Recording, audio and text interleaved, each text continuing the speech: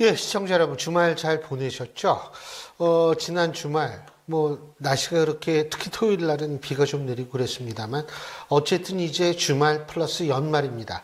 이 크리스마스 시즌도 다가오고 있고, 여러 가지로 참 분주하게 정리를 할 시기인데, 정리를 할 때 참 기분 좋게 이 정리를 쫙 할 수 있으면 참 좋은데, 그런데 왠지 모르게, 굉장히 복잡한 마음, 좀 이런 마음을 가지고 정리를 하게 된다면 그것 또한 바람직하게 보이지는 않습니다. 여러분은 어떤 심정이십니까? 지금 우리를 둘러싼 정치, 경제, 사회적 환경 녹록지 않습니다. 오늘 바로 그런 얘기 한번 직접 들어보겠습니다. 오늘 모신 분은요, 여러분 국민의힘에서 가장 젊은 정치인이자 또 가장 젊은 나이에 국민의힘 비대위원장을 역임을 했던 분입니다. 국민의힘 김용태 의원 직접 스튜디오에 모셨습니다. 안녕하십니까? 네, 안녕하세요. 경기 포천 가평 김용태입니다. 예, 포천 가평 고기가 엄청 넓잖아요, 지역이. 서울의 한 3배 정도 됩니다. 예. 그거 참 거기 이렇게 가셔가지고 이 지역 주민 만나시기도 만만치가 않을 거예요. 만나기도 어렵고 최근에 이제 송년회 기간이다 보니까 마을 단위 이제 송년회 굉장히 많습니다. 그래서 그 다 찾아뵙기가 어렵다는 말씀. 예. 그리고 건강 이거 하다 보면 예. 또 저희가 도농복합 지역이다 보니까 맞아요. 약주를 빼놓을 수 없죠. 예. 그렇죠. 막걸리도 유명하고요. 또 젊은 사람이 안 먹을 수 없잖아요. 그렇습니다. 그죠? 일단 젊은 맞아. 분을 또 그리워하는 동네이기 때문에 많이들 좋아해 주시고. 예. 가평은 사실 포천이 막걸리구나. 그러니까 이게 참 그런데 하여간 이 지역구 관리도 잘 하셔야 되겠지만 지금 사실 요새 돌아가는 거 보면 제가 한 가지 여쭤보고 싶은 게 정보통신망법 개정안이죠, 정식 명칭은. 우리가 흔히 허위 조작 정보 근절법 이런 식으로 얘기를 하는 거하고 내란 전담 재판부 지금 하려고 하는데 이게 공통점이 있어요. 뭐냐면 법사위 통과한 다음에 본회의 올리기 전에 수정을 하겠다는 거예요. 맞습니다. 예. 자, 제가 이게 여쭤보고 싶은 게 이러면 법사위가 왜 있어요? 맞습니다. 아니 이거 그런 식으로 이게 왜 이런 행동이 계속 반복된다고 보세요, 민주당? 일단은 언론하고 사법을 장악하려고 하는 법안인데 말씀하셨던 것처럼 이래서 국회의장과 법사위원장이 소속된 정당이 달라야 된다는 것을 우리가 다시 한번 깨달았습니다. 그거 중요한 포인트다. 이 법이라는 것이 예. 민생에 영향을 굉장히 큰 미치는 그런 것들이 그렇죠. 클 텐데 오늘 저희가 본회의에 여야 간에 합의라기보다는 민주당이 사실상 통보를 해왔죠. 법안을 올렸는데 원래는 정보통신망법이 먼저 올라오고 내란전담재판부법이 두 번째인데 어제 민주당이 말씀하셨던 것처럼 수정을 통해서 법안 순서를 바꿨습니다. 국민의힘에 통보를 했고요. 또 말 그대로 오늘 아침에 계속해서 법안을 수정안을 올리다 보니까 국회의원들조차도 이게 수정안에 뭐가 수정되는 건지를 모르는 상황에서 필리버스터를 들어가는 정말 말도 안 되는 일들이 있고, 사실 이런 것이 하려면 사실 본회의를 수년해서 정식적으로 이 상임위를 거쳐서 올라온 법안들에 대해서 의원들이 토론할 수 있게끔 만들어줘야지. 글쎄요, 이 법안에 대해서 민주당 의원들이, 개별 의원들이 얼마나 이해를 하고 계신지 저도 잘 모르겠고요. 예를 들면 오늘 11시에 저희가 본회의가 이제 시작됐는데 10시, 보통 본회의가 11시면은 한 1시간 전에 양당이 의원총회를 합니다. 각자가 의원총회를 하고 어떤 걸 논의할지를 회의를 하고 이제 본회의장에 들어가는데 수정안을 계속 제출하니까 저희 당도 마찬가지고 민주당 의원들도 이 의총 전에 도대체 오늘 안건의 수정안이 뭐냐, 그러니까 이거 아무것도 모르고 그냥 본회의장 가서 지금 표결을 해야 되는 상황이 발생하는 거예요. 그러니까 민주당이 왜 이렇게 급한지, 그러니까 굉장히 민생에 직결되는 법안들을 왜 이렇게 빨리 본인들은 개혁이라고 하는데 처리하려고 하는지 도저히 이해가 가지 않습니다. 아니 개혁도 좋고 다 좋은데 두 가지 문제점이 있어서 제가 여쭤본 거예요. 하나는 뭐냐면 이게 사실 집권당이면은 개혁도 좋지만 개혁에 따른 책임도 져야 되는 거거든요. 근데 이런 식으로 이거 올랐다 또 수정하고 이렇게 되면 이게 책임 의식이 과연 있는가에 대한 의문을 국민들이 갖게 된다는 거, 본인들이 부담이 될 수 있고, 두 번째는 제가 볼 때 지금 이 법사위가 이게 사실 이러면 무슨 기능을 하는 데인가라는 생각을 들게 만들거든요. 제도에 대한 신뢰를 떨어뜨려요. 이렇게 되면 입법부 구성원으로서의 민주당의 어떤 입지도 좁아질 수밖에 없는데, 근데 사실 이게 허위 조작 정보 근절법이라는 거 제가 이렇게 보면 이게요. 제 개인적인 얘기니까 제 개인적인 생각이니까 국민의힘 입장하고 다를 수도 있지만 사실은 이게 사실 여부를 판단하기가 되게 어렵거든요. 그렇습니다. 시간에 따라 달라질 수 있어요. 그러니까 제가 이제 한 가지 얼마 전에 제가 매경에 이 칼럼을 쓴 게 뭐였냐면 윤석열 전 대통령의 시절에 윤석열 정권 시절에 윤석열 김건희 부부에 대한 온갖 의혹 뭐 이런 것들이 많이 떠돌아다녔어요. 예. 그때 아니라고 그랬잖아요. 그때 이 법이 있었으면 아마 이 법으로 걸었을 수 있어요, 이거. 그렇죠. 예? 그렇게 될 그런데 수가 있죠. 시간이 흘러보니까 그 중에 상당 부분이 사실로 드러나는 거예요. 그러니까 이거는 시간에 따라서 달라질 수 있는 부분인데 단순하게 사실이 아니고 허위 사실 이거를 그렇게 쉽게 하고서 막 그 뭐죠? 징벌적 손해배상 청구하고 막 그래서 기자나 언론사들 진 다 빼고 뭐 이럴 수가 있나 이 걱정이 되더라고요. 말씀하셨던 것 중에 공감하는 것이 허위 뉴스, 가짜 뉴스라는 기준을 세우는 것이 맞아요. 그게 어렵고 네. 그리고 말씀하셨던 것처럼 이제 또 다른 기구를 만들겠다라는 건데 그 기구를 정부가 지원하게 되어 있습니다. 그럼 그 기구가 과연 정부의 지원을 받는 기구가 과연 가짜 뉴스에 대한 판단을 정무적인 요인을 다 빼고 할 수 있을까에 대한 우려도 분명 존재하는 것이거든요. 그러니까 이런 것들이 굉장히 많은 언론을 위축할 거라고 보고 있고 언론 노조에서들조차도 이 법안을 지금 반대하고 있는 상황입니다. 이게 근데 통과될 거라고 보시죠. 민주당이 계속해서 강하게 밀어붙이겠다고 하니, 그러니까 저는 이재명 대통령 이제 정부가 시작되면서 결과적으로 언론도 장악하기 위한 하나의 법을 지금 민주당이 만들고 있는 거 아닌가 생각이 들고 이제 추가 계속 입법하는 것들이 이제 오늘 언론에서 나왔지만 언론사 사설조차도 이제 논평. 민주당이 논평조차도 이제 그런 기준을 세우겠다는 거 아니겠습니까? 근데 이런 언론사의 비판적 논조나 의견조차도 그렇게 틀어막는다는 것은 글쎄요 민주주의 국가에 있어서 굉장히 바람직하지 못하는 행태들 아닌가. 저도 칼럼을 많이 쓰는 입장에서 신경이 좀 많이 쓰여요. 근데 이게 미국도 이게 징벌적 손해배상 언론에 되는데 미국하고 우리하고 가장 중요한 차이가 뭐냐? 미국은 악의적 의도에서 허위 사실을 유포하면 이게 징벌적 손해배상 대상이 되는데 단 그 악의인지 아닌지는 누가 하냐면 원고가 증명하게 돼 있어요. 그거 증명 못하면 일부 허위 사실이 포함되어 있다 하더라도 처벌 안 나갑니다. 우리나라 이거 어떻게 하려고 하는 거예요? 근데 민주당이 너무 과한 것 같아요. 저도 정치를 하다 보면 언론이 기본적으로 비판적 논조가 있는 거잖아요.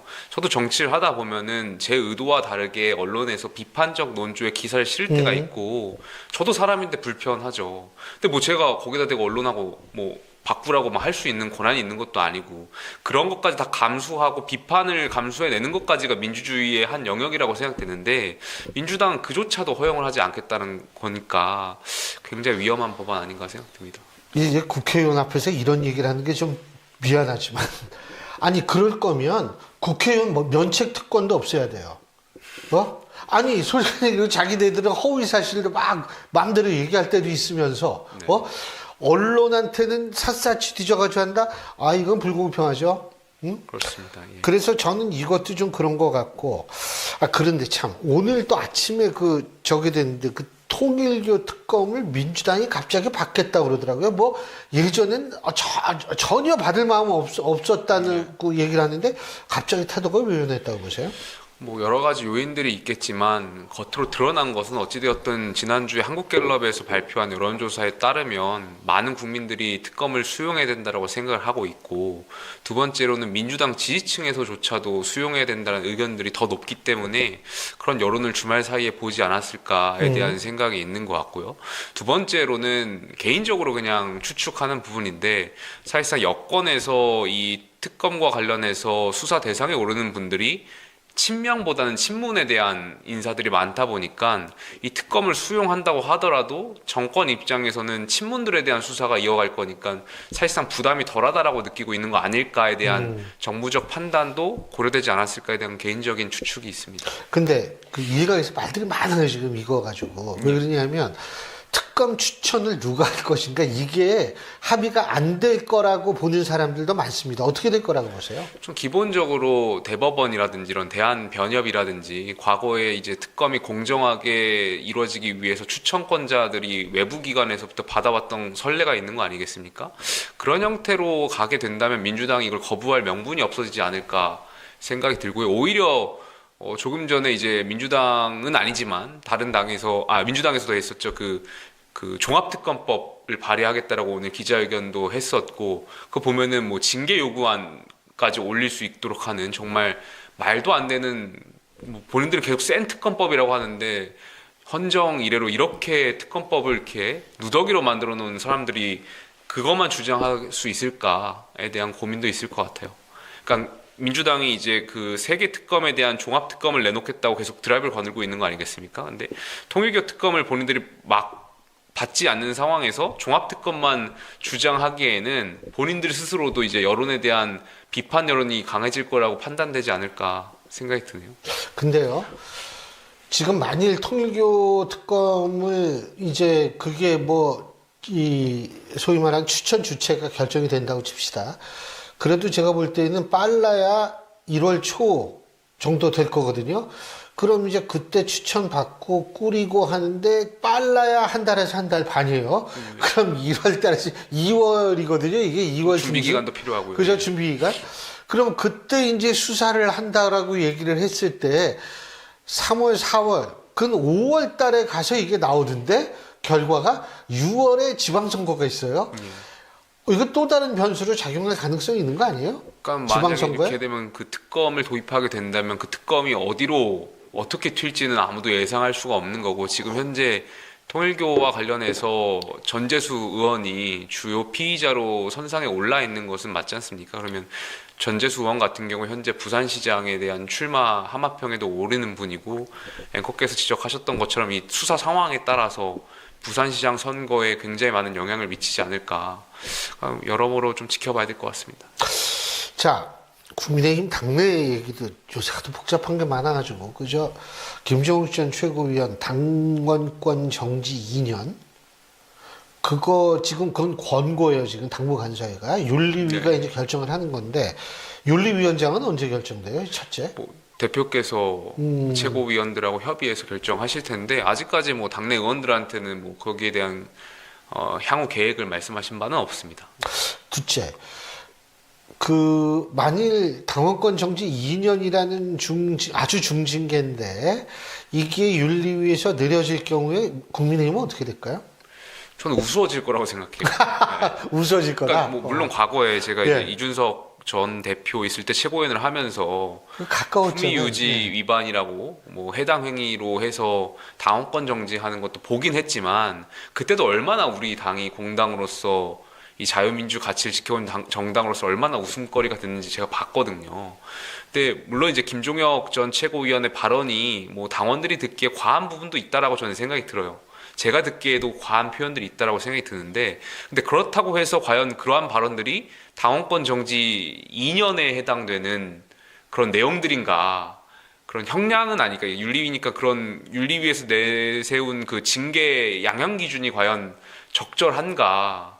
대부분의 사람들이 과하다라고 생각할 거란 말이죠. 근데 그걸 윤리위가 수용하게 되면은 이걸 단순히 정말 윤리위의 기준을 받아들이기보다는 윤리위랑 당무감사위를 다른 정파에 있는 사람들 제거하기 위한 수단으로 이해하는 국민들이 더 많지 않을까 생각이 드는데요.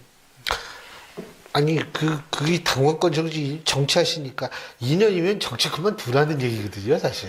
그렇죠. 사실상 당협위원장도 못하게 되고. 다 내려놓으라. 예. 당협위원장이 2년 못하면은, 거기 딴 사람이 들어가면, 그거 완전히 그 사람의 또 이 영역이 되거든요.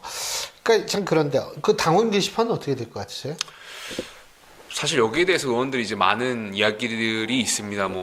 다 저마다의 생각들이 다른데, 핵심은 그건 것 같아요. 이걸 왜 지금 이 시점에 해야 되냐에 대한 공통적인 지적은 있는 것 같습니다. 그러니까 당원 게시판 논란에 대한 저마다의 생각들이 다 다르신데, 지금 하는 이유는 결과적으로 이 지도부의 주요 지지층인 윤 어게인이라고 하는 분들에 대한 결집을 위안 용도로 당원 게시판을 하는 거 아니냐라는 해석으로 당내 의원들이 귀결되고 있고, 공통적으로는 이걸 왜 지금 이 시점에 해야 되냐라는 말씀들이 많은 걸로 알고 있습니다. 그러니까 이제 그 20점이라는 게 뭐냐면 사실은 저도 참 궁금해요. 장동혁 대표가 본인 주장에 따르면 뭐 다 나름대로 타임 스케줄에 따라서 이렇게 가는 거고, 뭐 지금 크게 벗어나 있지 않다 이런 얘기를 하는 거거든요. 그렇다면 자기 머릿속에는 전략대로 지금 간다는 얘기로 이해할 수가 있는데, 뭐 잘못 이해할 수도 있죠. 근데 전략은 알려주면 전략이 아니에요. 예? 아니 상대방이 저거 전략이래 이렇게 되면 거기에 대응을 할 수 있는 거 아니에요. 두 번째, 근데 오케이 뭐 그래도 좋다라고 하지만 제가 궁금한 게, 혹시 이분이 강성 지지층만을 가지고 선거를 치르려고 하는 것은 아닌가? 전 개인적으로 이런 생각이 드는 게, 트럼프 대통령이 그런 전략이었거든요. 그러니까 근데 그러기 위해서 장동혁 대표가 한 가지 생각해야 될 게, 그렇다면 최소한 지지율이 45는 나와야 돼요. 45%. 근데 지금 한참 못 미치고 나오는데, 그래서 이게 지금 이래서 중도층을 흡수할 수 있을까? 강성 지층만으로도 힘든데 어떻게 보세요? 제가 개인적으로 대표하고 이야기를 하면서 느낀 제 개인적인 해석은, 대표께서 이제 12월 3일 날 저희가 이제 메시지를 제대로 내놓지 않았고, 과연 이제 와서 지도부가 사과에 대한 메시지를 내놓는다고 한다고 하더라도 과연 거기에 대한 실질적인 어떤 지도부 입장에서는 실익이 있을까에 대한 고민들이 있는 것 같아요. 근데 저는 이렇게 생각하는 게, 이제 최고위원분들이 제가 비대위원장 할 때나 전직 비대위원장들이 계엄에 대한 사과를 했고 윤 전 대통령에 대한 절연을 밝혔는데, 지금 지도부가 또 밝히는 것이 무슨 도움이 되냐 이런 표현들 하시는 것 같은데, 제가 생각할 때는 국민들이 일관성 있는 태도에 대한 의구심을 갖고 있는 것 같아요. 그러니까 전직 비대위원장이나 전 지도부에서는 계엄에 대한 사과도 하고 일관되게 윤 전 대통령과 절연에 대한 메시지도 내고 해왔다가, 가령 윤 어게인이라고 하는 그런 대표적인 주요 인사의 입당도 막았고 이런 것 일관된 행동들을 보여왔다가, 지금 지도부 왔는데 가령 윤 어게인을 옹호하시는 분들하고 함께 하거나, 혹은 윤 전 대통령 면회를 간다라든지, 아니면 뭐 내가 황교안이다라는 발언이라든지, 우리가 황교안이다. 우리가죠. 이러한 것들이 전의 지도부에서는 분명히 달라진 모습을 보였는데, 지도체제가 바뀌었는데 다시 계엄을 옹호하는 것처럼 느껴지네, 윤 어게인과 함께하네, 이런 일관성 잊지 못한 태도들이 국민들께 의구심을 불러일으키지 않나 생각이 들고, 그래서 저는 이게 결국에 점이 모여서 선이 되는 거지 않습니까? 그렇죠. 그러니까 정치라는 건 인지하는 게 굉장히 중요하고, 국민들께서 정말 국민의힘이 계엄에 대해서 반성하고 윤 전 대통령하고 절연할 의지를 갖고 있는가에 대한 의구심을 갖고 있기 때문에, 대표께서는 여기에 대해서 뭐 한 번이 아니라 여러 번 계속 국민들께 말씀할 필요가 있다라고 개인적으로는 생각을 해요. 그래야지 국민들께서 국민의힘이 정말 과거를 반성하고 앞으로 이 민생에 대한 문제라든지 이재명 정부의 실정을 제대로 비판한다면 너네도 한번 다시 믿어볼 만하다 이런 생각들을 가질 텐데, 지금은 그런 선행 작업 없이 민생을 말씀하고 이재명 정부의 실정을 지적해도 지금 지도체제는 계엄을 옹호하는 거 아닌가, 혹은 특정 최고위원들의 발언에 윤 어게인에 동조하려고 하는 거 아닌가, 이런 생각들 많이 가질 것 같고, 저는 지도부가 그래서, 물론 이제 최근에 언론을 보면은 지도부가 변화에 대한 3단계 구상이 있다 뭐 이런 언론 기사가 있는데, 당내에 있는 의원들조차도 사실 여기에 대한 의구심이 있는 것 같아요. 그래서 저는 대표께 바라는 점은, 대표께서 정말 첫 번째로 윤 전 대통령과 절연할 의지가 있으신지에 대해서 밝히실 필요가 있을 것 같고, 두 번째로는 그 대표를 지지하시는 주요 지지층 윤 어게인 분들이 부정선거와 이제 계엄을 옹호하시지 않습니까? 지도자라면 그분들하고 대화하고 설득하면서, 당신들 생각하시는 것들이 잘못된 거다, 계엄이라는 것은 보수의 가치에도 맞지도 않고, 지금 상황에서 이렇게 윤 전 대통령이 했던 계엄은 보수의 가치에 맞지도 않고, 부정선거는 잘못됐다라는 것을 대표께서 직접 본인의 지지층들을 설득하고 대화하실 용기가 있는지, 이 두 가지에 대한 궁금함이 있는데, 여기에 대해서는 아직 지도부에 대한 명확한 답을 듣지 못했습니다. 지금 만일 뭐 변화 얘기를 하는데, 지금 변하면 유권자들이 변하는구나 그렇게 생각할까요? 당명 바꾼다고 될까요? 어떻게 보십니까? 그렇지 않습니다. 뭐 본질이 바뀌지 않는 상황에서 당명만 바꾸는 것은, 많은 국민들께서 조금 전에 말씀하셨던 것처럼 일관성 있지 않은 태도에 대한 의구심이 있기 때문에, 국민들께서 그렇게 뭐 좋게 보실 거라고 생각하지 않고요. 조금 전에 말씀드렸던 것처럼 본질은 우리 지도부가, 우리 의원들이 이 계엄에 대해서 진정성 있게 반성을 하는가, 그리고 윤 전 대통령이 잘못한 것에 대해서 절연하고 비판할 수 있는가, 윤 어게인 분들이 잘못 생각하는 것에 대해서 지적하고 같이 옳은 방향으로 올 수 있게끔 설득하고 대화할 용기가 있는가, 이러한 것들이 본질적인 문제인 것 같아요. 근데 그 당명 바꾸자는 거는, 물론 이 대한민국에서는요, 이 당명 바꾸는 게 막, 제가 옛날에 그 2012년 대선인가 그때 TV 토론 사회를 봤는데 세 번을 봤거든요. TV 토론 사회를 세 번 봤는데 특정 정당은 세 번 모두 이름이 달랐어요. 이 정도로 이름을 계속 많이 바꿨는데 좀 궁금해요. 국민의힘이 이제 무슨 이름으로 바뀔까 아주 궁금한데, 답답하니까 그렇다라는 건 이해해요. 본인이 답답하다면 국민의힘을 보거나 보수가 무너지면 안 된다고 생각하는 유권자들은 얼마나 답답할까를 한 번쯤 생각해야 되는 거 아니에요? 그렇습니다. 저도 동의하고요. 예. 근데 지금 당내 분위기를 봤을 때 강경 세력의 목소리가 다수를 이루고 있다라고 판단하세요? 지금은 그렇지 않다라고 생각이 듭니다. 조금 전에 말씀드렸던 것처럼 윤 어게인들이 저희 당의 주요 지지층이라고, 강성 지지층이라고 이제 많이들 생각하시는데, 그 윤 어게인의 생각을 동조하는 국회의원분들이 저는 보지 못했습니다. 네. 좀 그런 그러니까 그런 생각을 갖고 있으면 그런 이미지를 주는 거는 자연스러운 일인데 왜 생각과 이미지 창출이 단절이 되는가? 저는 이게 굉장히 안타깝게 봐요. 근데 솔직히 우리 김용태 의원 같이 젊으신 분들이 이성적이고 합리적인 얘기를 계속하기 때문에 그나마 좀 국민의힘이 지금 뭐 이 정도 20%대의 지지율 그나마 유지하는 건 아닌가 이런 생각이 들거든요. 지금 지지율 가지고 힘드니까 더 올려야겠죠. 그러니까 저는 저희 당이 민주당을 안 닮았으면 좋겠어요.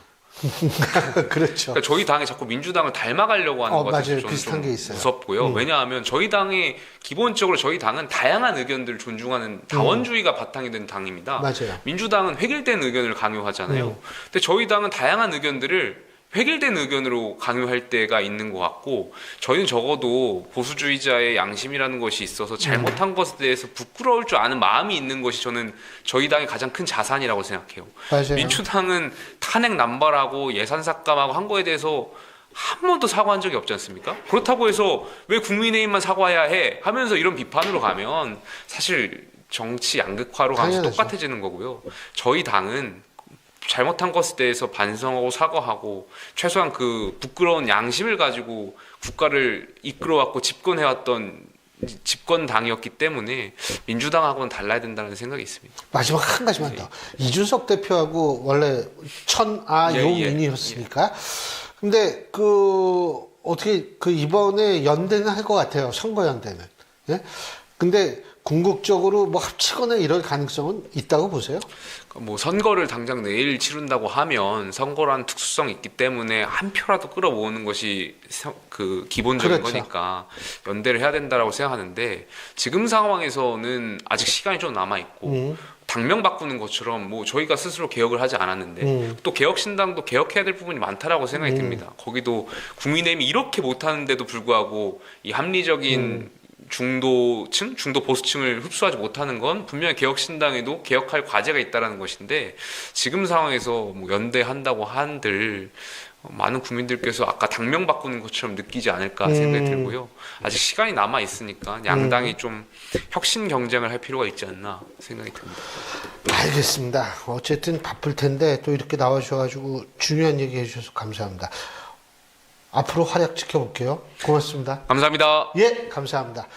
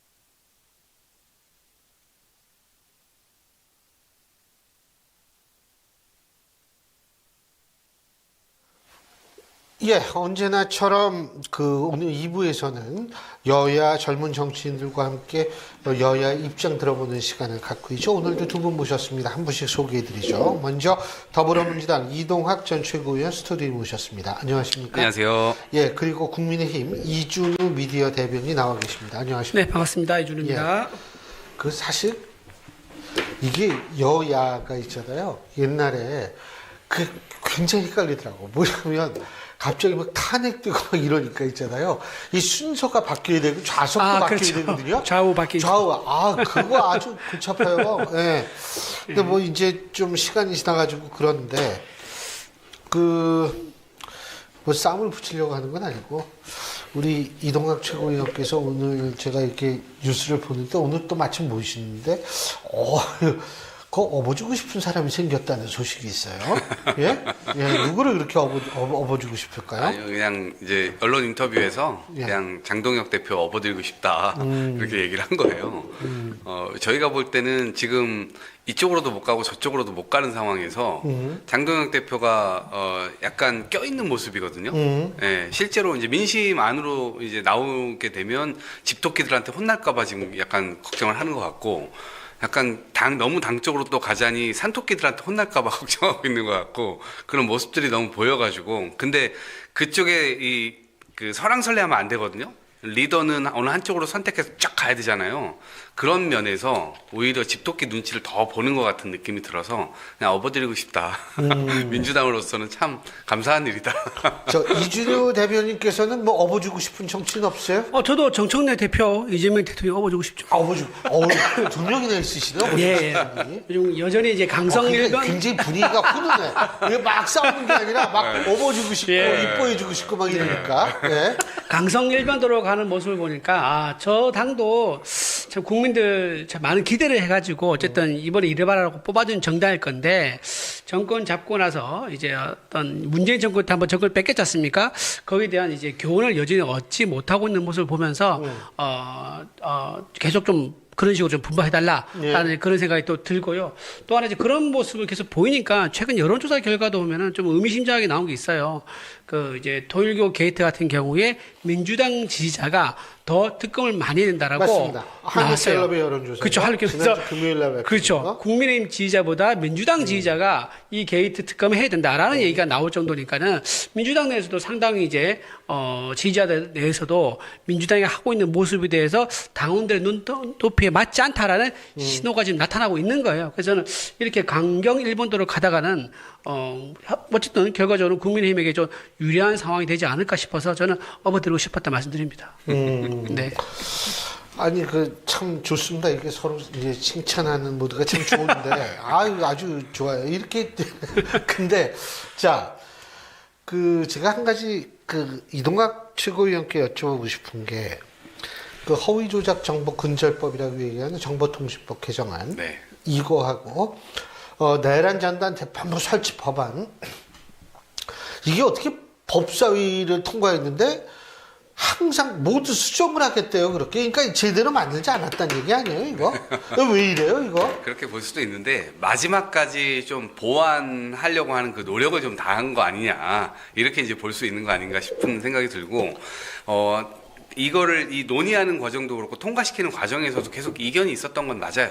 네, 그런데 어찌됐건 우리들이 만약에 그 안에서 미흡한 점이 좀 발견됐다 혹은 더 보완해야 될 점들이 서로가 공감할 정도의 어떤 수위까지 올라가서 대화가 될 수 있다고 한다면 그런 건 당연히 막판까지도 조율하는 것이 맞죠. 그런 차원에서 그러고 아마 물어보신 의도는 아니 집권 여당이 뭔가 이 법안을 통과시키려고 할 때 이거를 처음부터 완비된 상태로 지금 하고 있는 게 아니라 그렇죠. 어설프게 하고 있는 거 아니냐 네. 그렇게 보실 수도 있다는 점에 대해서는 저도 인정을 하는데 그래도 마지막까지 어쨌거나 미비점이나 혹은 보완해야 될 점이 발견됐다면 그걸 이렇게라도 하는 게 낫죠. 네. 근데 미비점이나 보완할 점이라고 좀 보기 어려운 게 대통령실에서 나서가지고 그거 갑자기 왜 해? 상임위에서조차 논의 안 하다가 왜 갑자기 법사위에서 사실적시 명예훼손죄 이거를 친구죄로 전환하는 조항을 삭제하는 거 이거를 왜 갑자기 법사위에서 등장하는 거야라고 대통령실에서 얘기를 했어요. 근데 지금 방금 말씀하신 대로 이게 상임위에서 논의됐던 최종 결론이 안 난 상태에서 넘은 것도 아니에요. 상임위에서 논의도 안 되던 게 갑자기 법사위에서 끼어 들어갔다. 그리고 거기에 대해서 대통령실과도 논의가 없었다라는 증거가 대통령실에서 브레이크 걸었다는 게 그 증거 아니겠습니까? 그런 것은 이제 뭐 좀 미흡한 뭐 부분이라든가 보완하는 부분이라고 해석될 수 있는 게 아니라 그거는 정청래 당 대표와 추미애 보수의 어머니 추미애 법사위원장이 이제 강경 모드 즉 이제 개딸 소위 강경 지지층들의 도파민을 공급해주기 위한 그런 이제 행태로 이런 문제가 생기는 것을 대통령실에서 브레이크를 걸었다라고 봐야 되는 거죠. 즉, 당정 간에 지금 소통이 뭔가 잘 안 되고 있고 갈등이 있다라고 보는 거지. 이것을 뭐 미흡한 문제를 보완하기 위해서 했다라고 보는 것은 뭐 민주당에서 그렇게 이제 주장을 하고 싶지만 국민들이 보기에는 뭔가 어설프다. 뒤늦게 부랴부랴 수습하는 모습이 계속 반복됨으로 인해 가지고 오히려 좀 불안감을 국민들에게 주고 있는 것 같다라고 저는 보입니다. 근데요, 제가 솔직히 여기 두 분, 제가 다른 데서 방송할 때도 모셨고, 방송들 많이 하시는 두 분, 뭐, 우리 시청자 여러분들께서 너무나 잘 아시는 두 분인데, 네. 저를 포함해서, 이게 사실 이게 좀 걱정은 돼요. 솔직한 얘기로. 전 칼럼도 많이 쓰거든요. 근데, 허위 조작, 이 근절법, 조작 뉴스, 허위 조작 뉴스면, 당연히 근절이 돼야지 이거 반대할 사람은 없을 거예요. 그렇죠. 예. 문제는 시간에 따라서 정적 사안은 특히 이게 허위다, 가짜다 이러는데 시간이 지다 보니까 진짜네. 이런 것들이 많거든요. 예? 이걸 어떻게 할 거예요? 제가 걱정되는 건 뭐냐면 이거 허위야. 그러고서 이제 소송 걸어요. 그거 징벌적 손해배상 막 소송 걸어요. 그럼 이쪽에서 어떻게 해요? 변호사 고용해가지고 또 재판에 응하고 막 해가지고 지는 다 빠져. 그런데 나중에 보니까 사실로 밝혀져요. 이거 어떡할 거예요, 이거? 이 사람의 정신적인, 물질적인 손해는 누가 보상해 줍니까? 그러니까 아마 문제되는 지점은 저는 충분히 당연히 좀 토론되어야 된다라고 생각을 하는데 지금 이제 우리가 집중하고 있는 문제는 뭐냐면 가짜라는 걸 명시적으로 알면서도 지금 수많은 유튜브들 이런 데서는 사실 저널리즘의 책임성 같은 것들이 굉장히 형용화되어 있어요. 별로 지켜야 된다는 생각도 안 하고요. 상대방을 그냥 야지를 지고 공격하기 위해서 실제로 이제 그렇게 의도를 가지고 하는 경우, 악의적인 경우가 꽤 많단 말이에요. 그거는 여야 공이 아마 서로 상대방이 그렇게 생각을 하고 있을 겁니다. 진영 유튜브들이 발달되다 보니까. 근데 그런 지점에 대해서는 과연 어떻게 해야 될 거냐. 이것에 대한 질문이 우리 사회에 던져져 있는 거거든요. 일단 이 법안이 이제 나왔으니까 이 법안 통과 되고 지금 말씀하신 대로의 문제점들도 아마 왕왕 있을 거라고 저는 생각해요. 그 과정에서 저는 가감되는 측면들이 좀 있을 겁니다. 그렇다고 해서 이것을 법안을 아예 발의도 안 하고 그냥 이렇게 방치 상태로 둘 수는 없는 거 아니냐. 그런 차원에서 문제는 좀 불거지면 불거질수록 저희가 좀 더 깊게 논의하는 데 좀 도움이 되지 않을까. 근데 이거 방치라고 말씀하셨는데 방치가 아니죠. 그게 방치되면은 이 사회가 지금 이렇게 좀 틀을 유지할 수가 있습니까? 방치가 됐으면 이미 대혼란에 빠졌을 거고요. 질서가 유지가 안 됐겠죠. 무슨 말이냐. 이게 자정 노력이 사회에서는 스스로 할 수 있는 에너지가 있다는 거예요. 자정할 수 있는 기능이 있는데 그 기능을 오히려 잘 작동할 수 있도록 키워주지는 못할 망정 이렇게 조금이라도 이제 보기에 거슬리는 내용이 나왔을 경우에 그걸 허위라고 규정을 짓고 거기에 대한 손실액을 형사도 처벌 포함뿐만 아니라 민사까지 넣어가지고 손실액의 5배를 손해배상 청구를 한다 그러면요 어느 언론사가 정황이라든가 또는 비실명으로 제보하는 거 있지 않습니까? 이런 것들 누가 얘기를 했습니까? 그러면 그 세상은 어둠의 세상이에요. 아무도 진실을 말하려고 나서는 사람도 없을 거고 어느 언론사도 앞에 나서지 않을 것이다라고 생각이 들고요. 의도적으로 고의적인 것을 넘어가지고 단순한 실수나 착각까지 법적으로 금지 삼는 것은 이거는 헌법에 보장하고 있는 표현의 자유를 너무 심하게 넘어섰다라고 생각을 좀 할 수밖에 없고 이거는 언론중재법도 하나 또 개정을 또 이번에 또 낸 게 있어요. 뭐냐면은 논설이나 칼럼 있지 않습니까? 사설, 논설이나 칼럼.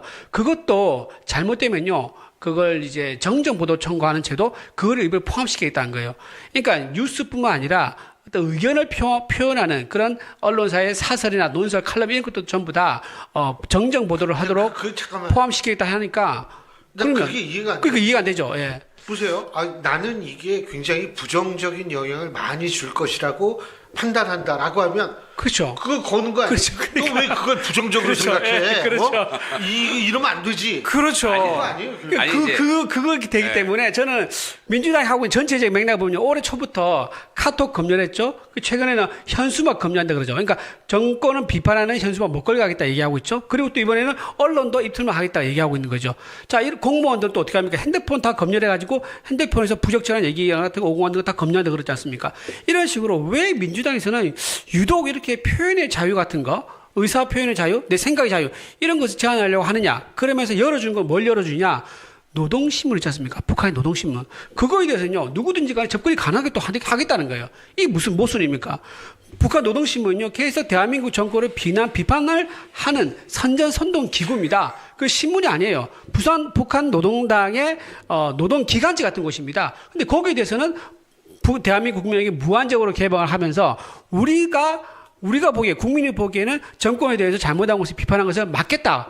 이게 무슨 위선인지 모르겠습니다. 저는 이제 칼럼이나 이런 것들에 대해서 뭐 예를 들면 본인의 생각을 주장하는 거에 대해서 그거를 뭐 법에 단죄를 한다? 그건 아니라고 보고 팩트 관계에 있어서 왕왕 팩트를 인용하는 경우에 잘못된 사실관계를 인용해가지고 칼럼을 쓰시는 경우들 있잖아요. 그러니까 그런 부분들에 대해서는 대상이 될 수 있다라고 생각을 하고 그다음에 현수막과 관련돼서는 아니 보시잖아요. 어린 아이들이 그 보는데 앞에서 이 조롱하고 이 상상할 수 없는 그런 이야기들이 그냥 현수막에 다 쓰여 있단 말이에요. 그래서 그런 혐오 표현에 관한 것들 그런 것들은 인권위원회나 기존의 판례들을 통해서 걸러낼 수 있는 정도의 장치는 우리 사회가 만들 수 있단 말이에요. 그래서 그 부분을 얘기한 것이고 오히려 노동신문이나 이런 거는 아니 윤석열 전 대통령의 공약이었고 본인이 이거 하겠다고 했고 권영세 뭐 비서실장이었나요? 통일부 장관이었나요? 이분도 이거 하겠다고 했고 지금 얼마 전까지 뭐 비대위원장이셨잖아요.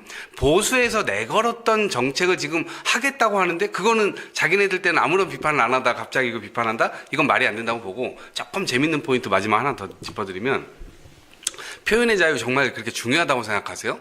한동훈 대표 이 게시판은 도대체 왜 처벌하려고 하죠? 이게 앞뒤가 안 맞아요. 너무 이율배반적이에요. 그거 자율적으로 그것도 익명에 기대가지고 쓸 수 있는 그런 게시판에 그걸 썼는데 그거를 당 누군가가 이거를 실명화해가지고 이 사람들이 썼다 이거 특정해가지고 지금 이 사람들 공격하고 있는 거잖아요.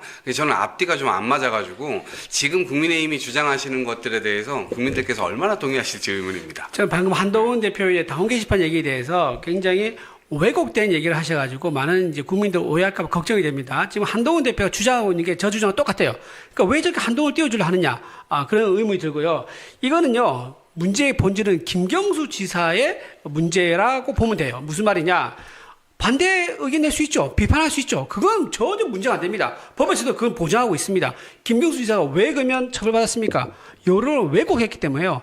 여론 조작을 했단 말이에요. 조작을 해가지고 국민 다수의 의견이 어느 특정 방향인 것처럼 오해하게 만들어서 소위 말해서 이제 깔때기 이론이라고 하지 않습니까? 한쪽 방향으로 쏠리게 여론을 조작해서 왜곡시켰다. 민주주의의 어떤 그 공론장을 왜곡시켰다. 이것 때문에 처벌받은 거예요. 지금 한동훈 대표가 얘기한 거 그거예요. 비판했다. 그거 우리 아무 문제 삼지 않습니다. 비판 no problem. 비판이 아니라 본인을 포함해서 본인 가지고 있지 않습니까? 누군가에게 아이디를 개인정보를 다 넘겨가지고 그 사람이 한 사람이 8명을 다 관리하도록 했다는 거예요. 부인이라든가 자녀라든가 장인 장모라든가 그렇게 해서 그 사람들이 집중적으로 윤석열 전 대통령 부부에 대한 아주 입에 담을 수 없는 비판과 비난을 끊임없이 반복하도록 했었고 또 한동훈 대표에 대해서는 대통령감이다라고 하면서 끊임없이 추앙하는 글을 써왔단 말이에요. 그러면서 어떻게 되냐. 그게 언론사에서 인용해서 보도가 됩니다. 당원 게시판에 이런 의견이 있을 정도다라고 할 정도로 해가지고 한동훈 대표가 마치 당원들의 절대적 지지받는 것처럼 여론을 왜곡했지 않습니까? 바로 김경수 지사가 처벌받은 건 똑같은 형태라는 얘기예요. 그걸 얘기하고 있는데 무슨 우리가 언제 비판한 거를 우리가 문제 삼고 있다고 얘기한 적이 없다 말씀드리고요. 지금 그 말씀만 들으면 잠깐 요거 하나 더 민주당의 끝내고 법안을 지지하는 것처럼 보여요. 하나 더 끝내야 거예요. 요거 하고 하나 더 가야지 뭐였냐면 지금 뭐 이제 그 얘기합니다. 우리 국민의힘에서 북한 노동신문 이거 개방을 우리가 찬성했었다고 얘기하는데요. 우리는 일관성이 있습니다. 우리 국민에도 똑같이 개방하고 표현의 자유를 보장을 한 상태에서 북한에 대한 이제 그 노동신문의 접근선도 개방하자 이런 얘기했었어요. 이건 일관성이 있지 않습니까? 누구나 다 자유롭게 얘기를 해라. 비판 오케이. 스스로 우리 사회가 자정할 능력이 있다라는 것을 우리는 믿고 그런 얘기를 하는 건데 이재명 정권 아닌 거죠. 우리 국민한테 입틀막 시키고 나서 북한 노동신문을 개방하자는 거예요. 그게 무슨 모순입니까? 그러니까 위선인 거죠. 그래서 우리가 다르다는 말씀드린 겁니다. 무슨 차이인지 모르겠고요. 그 여론 왜곡이나 조작 이것 때문에 한동훈 대표가 나쁘다고 얘기를 하는데 민주당 법안이 그 법안이거든요. 여론을 왜곡하거나 조작, 사실을 비틀어 가지고 사실처럼 얘기하는 거 이거 잘못됐다고 얘기하는 게 똑같은 논리예요. 근데 왜 한동훈 대표에 대해서는 잘못했다고 얘기하고 민주당 법안도 잘못했다고 얘기를 하는 거죠? 그 말이 안 되는 거예요. 앞뒤가 하나의 논리로 좀 갔으면 좋겠다는 말씀드리고 노동신문과 관련돼서도 하나 붙은 거예요. 우리나라의 뭐 언론도 북한에 공개되어야 된다. 그걸 전제로 해서 노동신문 받아들이자. 이게 가능한 조건이에요? 그럼 처음부터 노동신문이랑 공약을 도대체 무슨 말을 왜 거신 건지를 제가 모르겠어요. 한 말은 아닌데. 아니 국민의힘에서 그 얘기를 하고 있기 때문에 제가 말씀드리는 거예요. 제가 한 말은 그게 아닙니다. 그러니까 우리나라의 언론을 북한에 공개해야 된다. 같은 선상에서 노동신문도 우리나라에 공개할 수 있다라고 얘기를 하고 있는 것인데 국민의힘 주장은 이 지금 국민들께서 받아들이기 굉장히 어려우실 거예요. 도대체 처음부터 그럼 그 공약을 왜 내걸었던 거지? 상대방의 의사와 상대방의 어떤 현실 조건 관계없이 노동신문 이것이 우리나라에 공개돼도 우리나라 사람들이 그러한 논조에 넘어가거나 부안해동하지 않을 거다라는 확신, 국민에 대한 믿음이 있기 때문에 노동신문 공개하자고 보수에서 얘기한 거 아니겠습니까?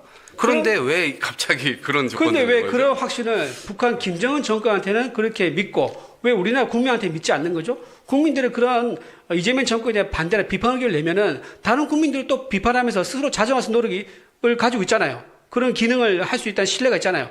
왜 근데 우리나라 대한민국 국민들을 믿지 않고 북한 정권을 믿는다는 얘기예요. 그거 설명해 보세요.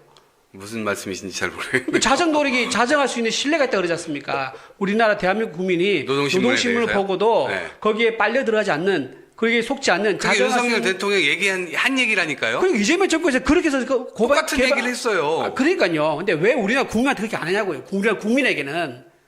우리가 국민을 그렇게 안 하면 입틀만 하고 있잖아요.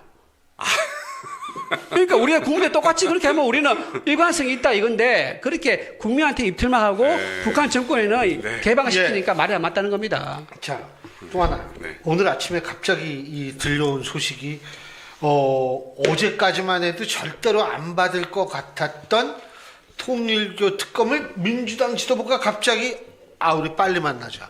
왜 그렇게 변했어요? 이거는요. 갑자기 바뀐 건 아니고요.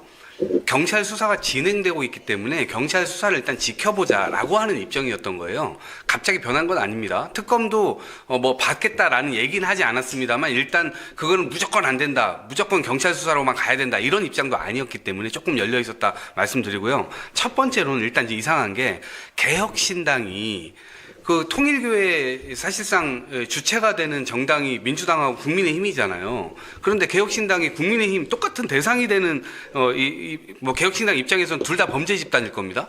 근데 둘 중에 하나의 범죄 집단이 찾아가가지고 특검을 하자고 하는 것 자체가 일단은 되게 기괴하다라는 생각을 했고 이건 제가 볼 때 국민의힘이 개혁신당에 당한 것 같아요. 오히려 거꾸로. 세석에 지금 107석의 정당이 당한 것 같다라는 생각이 들어요. 왜냐하면 민주당이 이걸 받았잖아요. 그러면 이제 국민의힘도 대상이 될 것이고 민주당도 대상이 될 겁니다. 여기에 성역이 있어서는 안 되겠죠. 그러면 국민의힘의 경우는 지금 많은 증거들 그다음에 ODA 밀어주고 정책적으로 실제로 그런 특혜를 준 사실들까지 다 덮이고 그리고 뭐 목걸이 주고 샤넬백 주고 이 관련된 것들이 지금 다 얽히고 설켜서 증거들이 다 있는 상황이잖아요. 그런 상태인데 국민의힘이 민주당도 그렇잖아라고 하면서 물귀신 작전을 쓰려고 하다가 제가 볼 때 이 특검의 결과가 민주당 뭐 일부 의원들도 제가 확신할 수 없습니다. 민주당 일부 의원들도 걸려서 몇 명은 뭐 이렇게 감옥 갈 수도 있다고 생각합니다. 그런데 전 국민의힘은 대단히 조직적이기 때문에 그 피해가 훨씬 클 거예요. 보통은 자신의 살을 내주고 상대의 뼈를 치기 위해서 공격을 하는데 상대의 살을 치기 위해서 본인들의 지금 뼈를 내주는 격이거든요. 그래서 제가 좀 기괴하다고 생각하는 거예요. 이게 한번 해봤으면 좋겠어요. 저도. 방금 이제 민주당에서는 특검을 절대 안 받겠다 한 적이 없다고 얘기했는데 제가 그대로 말씀드릴게요. 박수현 민주당 대변인이요. 통일교 특검 절대 불가다라고 얘기를 했었고요. 정청래 당 대표는요. 통일교 특검은 일고의 가치도 없다라고 얘기했습니다. 이렇게 당 대표가 얘기하고 공식 수석 대변인이 얘기했는데 특검을 반대한 적이 없다? 저는 정말 이게 뭐 지금 뭐 전 최고위원이니까 요즘 이제 민주당 소식을 좀 어두워서 그런가? 현 최고가 아니라 전 최고라서 그런가라는 생각이 좀 들어서 우려가 된다 말씀을 또 드리고요. 이 민주당은 왜 이거를 갑자기 받는 방식으로 할 수밖에 없었는가? 여론조사 결과가 나왔지 않습니까? 지난주에 갤럽에서 나왔지 않습니까? 전체 갤럽 조사 여론 결과에 따르면 통일교 특검 필요하다 62%가 나왔다고 합니다. 민주당 지지층에서는 그보다 높죠. 민주당 지지층 더 높죠. 67% 나왔고요. 국민의힘 62%가 나왔습니다. 국민의힘 지지층보다 민주당 지지층이 더 특검을 필요하다 생각하고 있고요. 더구나 가장 중요한 건 40대예요. 민주당 주요 지지 기반이 40대거든요. 40대에서 가장 높은 72%가 나왔습니다. 그 정도 통일교 특검에 대해서는 꼭 필요하다라고 얘기하고 있는 거고요. 통일교 특검이 나온 배경은요. 민주주의 특검이 이걸 덮으려고 하다가 나중에 들키니까 어쩔 수 없이 이게 불거진 겁니다. 국민의힘이 이걸 가지고 무슨 국민의힘 의혹이 더 많이 나왔다라고 한 거는 전혀 관계가 없죠. 왜냐하면 권선도 의원이 이미 이걸로 지금 구속된 상태에서 재판받고 있지 않습니까? 그런데 똑같은 시기에 진술됐었던 윤영호 본부장의 전재수양 관련된 건 이거는 4개월 동안 뭉개고 있었단 말이에요. 4개월 동안 뭉갰다가 뒤늦게 이게 드러나니까는 야 이거는 특검을 맡겠다가는 지금 민주주의 특검을 맡겠다가는 이재명 정권을 맡겠다가는 그대로 이게 뭉개져가지고 이제 전재수 장관 의혹은 전부 다 사라질 수 있겠구나. 야당만 처벌받고 여당 거는 처벌받지 않겠구나라는 그런 여론이 생기기 때문에 이 특검 도입 얘기가 나온 겁니다. 그래서 이 지금 갤럽 여론조사 결과도 특검을 해야 하자는 얘기가 많이 나오는 거고요. 더군다나 전재수 장관 같은 경우는 금액이 굉장히 구체적입니다. 4천만 원이었었고요. 까르띠에 불가리 시계가 나왔었는데 너무 의심스러운 게 경찰이 이거를 줄입니다. 현금을 2천만 원을 줄였고요. 시계도 둘 중에 하나가 사라졌어요. 갑자기 불가리 시계만 해요. 그럼 이 두 개만 합해도 약 한 3천만 원 좀 안 될 거예요. 제가 보기에는 경찰에서 약간 특가법 있지 않습니까? 그걸 염두에 둬가지고 특가법이 되면 뇌물죄가 이게 7년, 10년 가거든요. 그거를 줄이기 위해서 금액을 줄여가지고 축소시켜가지고 이걸 수사하겠다 한 게 아닌가 싶은 생각이 들고요. 또 하나, 압수수색 나갔을 때 어떻게 했습니까? 2시간 20분 동안 우두커니 문 앞에 서가지고 의원실 안에서 파쇄기가 돌아간 것을 방임했습니다. 만약 국민의힘에서 압수수색 할 대상이 나왔으면 경찰이 어떻게 했을까요? 아마 옥상에서 레팔 하강해가지고 유리창 깨고 들어갔을 겁니다. 그런데 지금 국민의힘은 증거인멸한 것을, 민주당 관련 의혹을 증거인멸하는 시간을 벌어줬다. 이런 것들이 굉장히 이 정권의 경찰에서 맡겨서는 안 된다. 그런 국민들의 여론이 일어나게 스스로 만들었다. 저는 그렇게 봅니다. 근데 이게 민주당이 일단은 한번 합의 하나 도출해 보자고 일단 응한 것이지 이게 다 타결이 된 건 아니잖아요. 제가 이렇게 말씀드리는 이유가 이 특검의 추천 주체를 놓고서 이 문제도 좀 복잡해지지 않을까요? 어떻게 보세요? 글쎄요, 이제 제3자가 하는 이제 특검 안으로 저는 이제 상정되고 그것이 통과될 가능성이 높다고 봅니다. 이것이 처음부터. 근데 제3자가. 예. 그게 변협이 될 수도 있고. 변협이 될 네. 수도 있지만 법관 대표회의가 될 수도 있고. 네. 대법원이 될 수도 있거든요. 네. 근데 대법원은 민주당이 신뢰를 못한다고 맨날 주장하잖아요. 그렇죠. 그죠? 예. 예. 서로 합의점을 찾아야 되겠죠. 국힘도 본인들이 소수정당이기도 하고 본인들도 지금 걸려있는 건들인데 아마 모든 걸 다 100% 본인들 의견대로 하자고 하면 안 받아들여진다는 건 상식적으로 이해하고 있을 거예요. 그런 측면에서 본인들이 진짜로 이것을 민주당을 물귀신 작전처럼 끌고 들어가는 작전이 성공하려면 민주당의 의견도 어느 정도는 받아들여져야 될 것이죠. 네. 이제 물귀신 작전이라고 그러는데 물귀신 얘기 어디 있습니까? 지금 진술이 나왔는데 검사가 수사를 안 하는 말이 됩니까? 진술이 구체적으로 나왔지 않습니까? 그리고 네, 그래서 오늘 보도가 나왔지 않습니까? 네. 윤영호 본부장하고 전재수 의원하고 주고받은 문자와 통화 기록이 10건이 넘습니다. 근데 전재수 의원은 네. 그거에 대해서 사실이 아니다. 그렇죠. 그렇게 얘기한 언론은 모두 민현사상으로 그렇죠. 조치를 취하겠다라고 그렇죠. 얘기했습니다. 이제 상식으로 볼게요. 그게 왜 이제 둘이서 당사자가 10여 차례 통화했을 거라는 보도가 나왔냐면요. 그 명의가 본인들 명의예요. 그러니까 전재수 의원 명의의 핸드폰 그리고 윤영호 본부장의 명의의 핸드폰이에요. 그러면 상식적으로 이 명의의 핸드폰을 비서한테 맡겨가지고 비서들끼리 서로 문자로 연락을 주고받게 했다라고 하는 게 가능할까요? 저는 오히려 의원들이요 좀 민감한 거 있으면 제3자 핸드폰 빌려가지고 통화한 경우 가끔 있지만 자기 명의 핸드폰 개통해가지고 밑에 사람한테 주면서 일 맡긴 경우 본 적이 없습니다. 그러니까 자기 명의의 개통된 핸드폰이기 때문에 이건 제 직접 썼다고 보는 게 더 신빙성이 높을 수밖에 없는 거죠. 그러니까 본인은 지금 이게 강력한 정황 증거가 되다 보니까 일단 부인을 하는 것 같은데 제가 보기에는 이게 받아질 가능성이 높지 않다고 봐요. 아니 그게 제가 알기로는 채널 A 보도로 처음 시작이 됐는데 어쨌든 전재수 의원은 허위 사실이다. 이거는 민형사상 모든 법적 조치를 취하겠다라는 입장을 하고 있는 것 같은데 자 그런 얘기를 했습니다. 네. 제가 한 가지 여쭤볼게요. 이게요, 자 합의를 한다고 칩시다. 근데 지금 벌써 좀 있으면 크리스마스예요. 그러면은 이거 합의하고 뭐하고 하면 1월 중순 넘어갑니다. 제가 볼 때는. 네. 1월 중순 넘어가서 1월 중순에서 말이 돼요. 자, 그러면 이제 그때, 그럼 이제 추천받고, 임명하고, 사무실 빌리고, 특검단 이거 꾸리고, 뭐, 이렇게 하면은, 제가 생각할 때에는 2월 말, 뭐, 이 정도? 예, 빨라야지 이제 특검이 가동이 될 거라고 봐요. 그럼 이제 수사를 할 거 아닙니까? 네. 그죠? 수사를 막 하면은 3월이라고 치면 3월, 4월, 빠르면은 4월, 늦으면 5월 초에 이제 나와요. 6월에 지방선거예요. 예? 네. 와, 이게 뭐예요? 어떻게 보세요?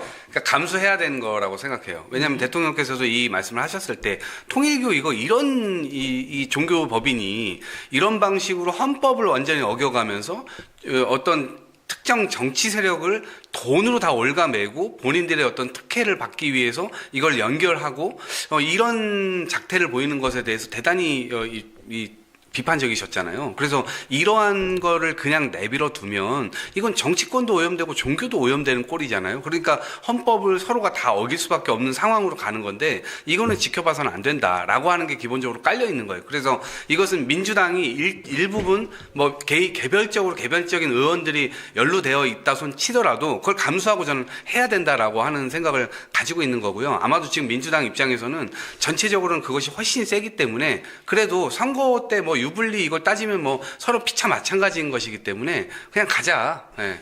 2월 달이든 3월 달이든 그것이 이 뭐 지방선거 과정에서 엄청난 이제 후폭풍을 몰고 올지라도 그냥 이런 종교법인 이런 위헌적인 종교법인을 그냥 놔둔다면 앞으로 정치권 오염은 뭐 뻔한 거잖아요. 뭐 저는 그 감수하고 가야죠. 그 일정은. 뭐 지방선거를 의식해가지고 특검 일정이 미룬다면 또 다른 또 오해를 나올 수 있거든요. 지금 이재명 정권이 경찰이나 뭐 특검이나 뭐 검찰은 아예 이제 해체를 지금 하려고 그러고요. 또 사법부에 대해서도 지금 좌지우지하고 있으면서 이제 헌재 대법원도 증원시켜가지고 친민주당 성향 인사들을 바꾸려는 그런 판인데 오히려 더 늦어지면은 민주당 정권만 더 오해받을 수 있을 것이다. 그래서 저는 제3자 공정한 특검만 이루어진다 그러면 지금 그대로 가는 것이 맞다라고 생각합니다. 그러니까 두 분 다 특검은 이루어질 것이다. 이런 말씀이신 것 같고요. 그래서 뭐 이거 특검은 어쨌든 그렇게 하고 또 한 가지 우리가 얘기할 게 내란 전담 재판부 문제인데 이 내란 전담 재판부 지금 이것도 수정을 한단 말이에요. 네. 이거는 뭘 수정한 거예요? 이게 이제 내란 전담 재판부에서 추천위원회 구성을 하지 않고 서울중앙지법이나 서울고법 판사회의에서 내란 전담 재판부 수사 판사 기준이나 요건을 이제 정하면 거기에서 사무분담위원회가 그에 따라서 이 사무를 분담하고 거기에서 이제 판사를 추천하도록 해놨어요. 예. 왜 그런 비판이 나왔냐면 어차피 나중에 조희대 대법관이 이것을 또 임명하게 되면 기존의 조희대 대법관을 지금 믿지를 못해가지고 사실상 이런 재판부도 따로 만들고 법안도 별도로 만들어가지고 지금 그 재판부를 구성해가지고 지금 재판을 진행하자고 하는 꼴인데 결국에는 다시 조희대 대법관에게 모든 권한을 주는 거 아니냐 이런 이제 비판이 있었어요. 그러다 보니까 그러면 아예 조희대 대법관이 손을 못 대게 하고 실제로 약간 분리 독립적으로 사람들의 어떤 신뢰도 얻으면서 이 진행을 할 수 있는 방안을 찾은 거죠.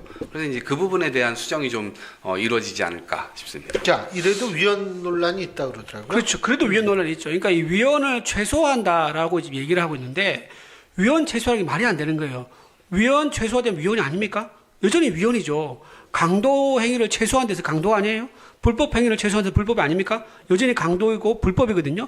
마찬가지로 위헌은 희고 검다가 있는 거지. 그 가운데 애매한 회생 영역이 없어요. 그런데 이렇게 위헌을 최소화한다는 아주 교묘한 이제 언어를 써가지고 위헌 가능성이 작아졌다라고 얘기를 하면서 넘어가는 것은 말이 되지 않는다. 위헌성은 여전하다 말씀드리고요. 이 상태에서 만약에 통과되지 않습니까? 그럼 위헌 심판 청구가 나올 겁니다. 위헌 심판 청구가 나오면은 이걸로 또 시간이 또 갈 거예요. 근데 이제 여기서 노리는 포인트가 바로 이겁니다. 위헌 심판 청구로 가게 되면은 민주당이 이길까? 저는 민주당에서 아마 좀 자신 있다고 생각한 것 같아요. 뭐냐? 지난주였죠. 조지호 이제 경찰청장이 8대 0으로 파면됐습니다. 8대 0으로. 완전 압도적으로. 그러니까 그거를 보고 민주당에서 좀 계산한 것 같아요. 야, 이거 위헌 심판 청구 가더라도 현재 이 구성으로 보면 민주당에게 유리하게 손을 들어줄 거다라고 계산을 해서 좀 이렇게 무리해서 위헌 가능성을 품고 그냥 밀어붙인 게 아닌가 싶은 생각이 좀 듭니다. 그렇게 이제 헌법재판소 그런 계산을 할 수 있다고 보세요? 그러니까 이렇든 저렇든 위헌 청구 심판을 할 거라고 생각을 하고 있습니다. 그런데 그 위헌 청구 과정 자체가 오래 걸리지 않을 것이다.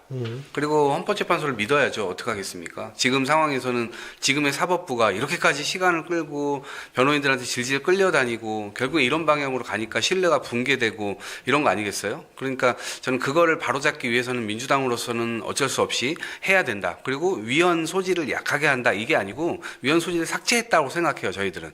그래서 그 부분에 대해서 뭐 위헌 심판 청구를 하면 당연히 뭐 헌재로 가겠죠. 그런데 이제 문제는 위헌 청구 심판 그거를 이제 청구를 하는 순간 원래는 그거 사실 청구 주체는 재판장일 거예요, 판사. 예? 지금 내란 재판을 하고 있는 판사가 주체. 근데 문제는 그러면 재판이 되는데 중지되지 말라는 법을 또 만들고 있잖아요. 그렇죠. 예. 그것도 같이 만든다 그러지 않습니까? 그러니까 추미애 의원이 아마 그걸 만든다고 한 것 같아요. 추미애 위원장이 그걸 만든다고 했는데 그것도 그러니까 이게 뭔가 무리수를 두니까 이게 깔끔하게 되지가 않고 또 다른 모습을 또 만들어야 되는 거예요. 연쇄적으로 무리수를 계속 둬야 되는 이런 모순이 생기는데 지금 굉장히 좀 이렇게 무리하는 게 저는 부메랑이 돼가지고 이재명 정권 지지율 하락에 나중에 큰 이제 발목을 잡는 걸로 돌아올 거다라고 생각을 좀 하고요.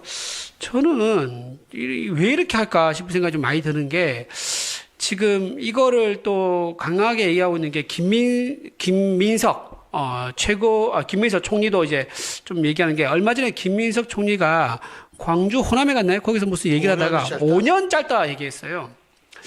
저는 이게 그냥 단순히 이재명 대통령 듣기 좋으라 한 얘기가 아니라고 생각합니다. 무슨 말이냐. 지금 가르마가 타졌지 않습니까? 서울시장 후보는 정원으로 지금 가르마 타졌고, 이재명 대통령이 미는 사람이 정원으로 가르마 타졌고, 차기 당대표는 김민석 총리로 가르마가 타진 것 같아요. 지금 많은 사람들이 그렇게 보고 있습니다. 따라서 김민석 총리 입장에서는요, 내가 만약에, 당대표가 된다 그러면은 이재명 대통령을, 개헌을 통해서 임기를 연장해주는 그것을 내가 하겠다는 첫 단추를 끼우는 그런 의미를 품는 말로서 5년 짧다는 얘기를 한 게 아닌가 싶은 생각이 들어요. 그렇다 그러면 지금 방금 말씀드린 이런 이제 위헌성 논란이 있는 거 있지 않습니까? 이런 것들은 김민석 총리가 가서 당 대표를 하고 개헌을 통해서 이거는 지킬 수 있는 거죠. 개헌하지 않으면 이 위헌성 논란이 사라지지 않습니다. 개헌을 해야지만 사라지는 건데 왜냐하면 헌법에 따르면요. 지금 특별재판부는요. 군사법원 하나밖에 없어요. 근데 이게 지금 예외적으로 지금 개헌 없이 지금 하고 있는 거거든요. 그러니까 이걸 근원적으로 위헌성 논란 없애려면 개헌을 해야만 없애는 수 있는데 총리가 가서 당대표가 되면 개헌도 밀어붙여가지고 이 문제도 해결할 거다. 저는 그렇게 의미가 해석됩니다. 이거는 어디까지나 시나리오이기 때문에 뭐 하여간 이거 뭐 하실 말씀 다음 주에 하시고 오늘 두 분 말씀 여기까지 듣겠습니다. 소설 잘 들었습니다. 예. 벌써 시간이 금방 지났는데 여러분은 어떻게 보셨는지 모르겠습니다. 가장 중요한 거 벌써 오늘 하루가 저물어가죠. 여러분 오늘 하루도 수고 많이 하셨고요. 저는 내일 저녁 5시 여러분 다시 찾아뵙겠습니다. 고맙습니다. 고맙습니다.